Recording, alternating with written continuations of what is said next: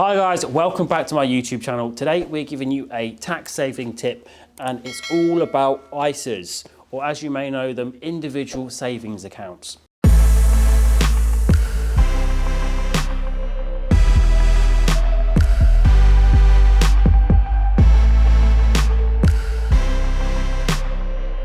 What are they and how can you use them?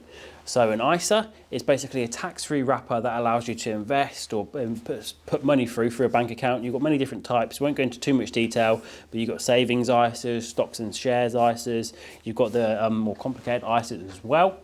And broadly, you're allowed to contribute up to £20,000 per year to an ISA, and then inside that wrapper, any gains or income that arises from the investments within the ISA wrapper, they're tax-free.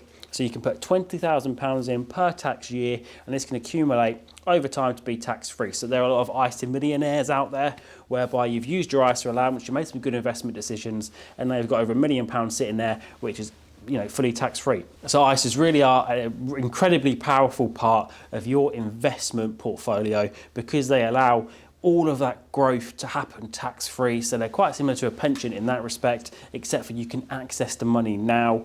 You don't get tax relief going into it as you do a pension, and then basically pay tax on the way out. With a ISA, you put your post-tax cash into it and you put it out tax-free.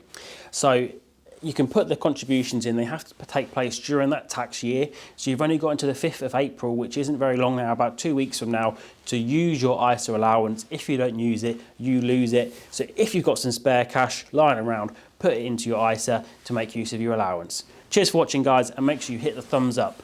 Have a great day.